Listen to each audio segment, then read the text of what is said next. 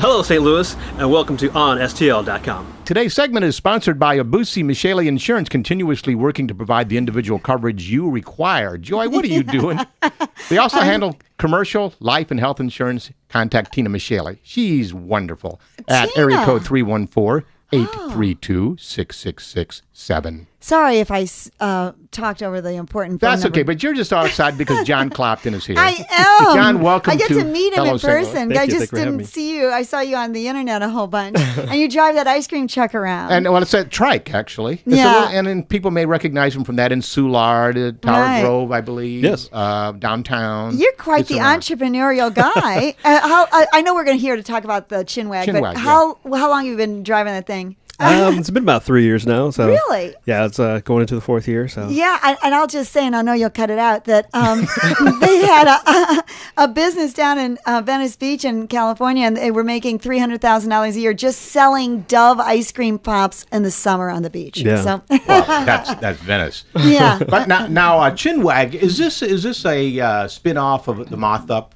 thing? No, that's actually, I get a little bit of that. It's kind of like an improvisational storytelling. And so the idea behind it was to create something that was storytelling. I've been to the Moth Ups before, but it's more, there used to be a show called Whose Line Is It Anyway? And I didn't want to do a direct copy of that, but that's the closest thing I can think of. But you're on stage by yourself in this case, right? Well, actually, there's going to be different storytellers. So there's about 4, maybe 5 storytellers, and either the audience or the host will come up with subjects or places or themes. On the spur of the moment? Correct. So you have to actually if somebody throws you a theme and you have to talk, tell a story? 10 minutes or so? Well, there's 4 different rounds. And So Okay. each round has a different theme, and there's also a DJ who is a part of the event. So it's not just... DJ Noon? Yes, Nooney? DJ Nooney. Nooney.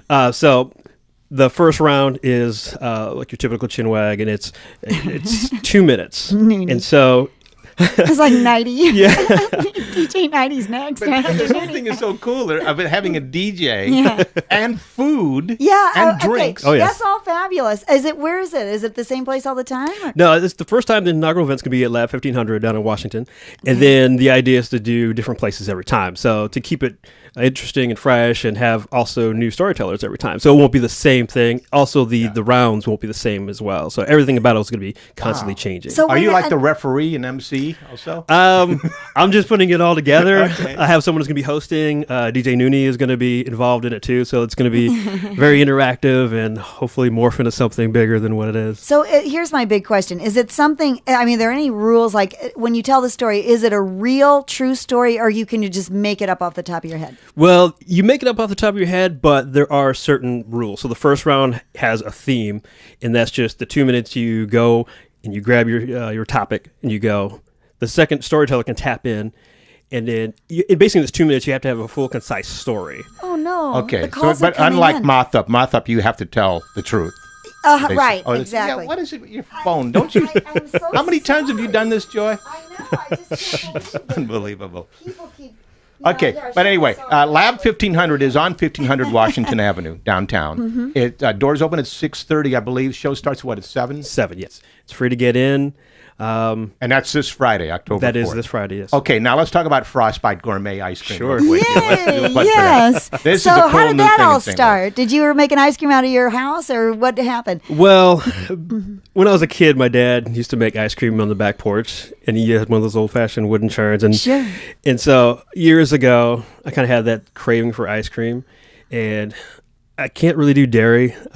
We're not friends, me and milk. So Oh, you have to do the lactose yeah. intolerant thing. So Okay. at the time, there wasn't many options. It was pretty much vanilla, and that was it. Yeah. So I just bought one of the old-fashioned churns and started making it. And I have a day job too, and so I started bringing it into work. And after a while, people were just, "You should start selling this." And it just what kind of did evolved you from do? there. How did you make it lactose free? Use lactose free milk? I do use lactose-free Okay. milk, and then heavy cream, and that's naturally has a lot less lactose in it. Oh. So it's not completely lactose-free, but it's very It's low. tolerant, yeah. So I'm I can totally do it. into almond milk, but milking those little things is so difficult. Anyway, thank you, John, for coming down here. We'll see you Friday for the inaugural Chinwag at Lab 1500 Washington Avenue. Woohoo! Thanks for having me.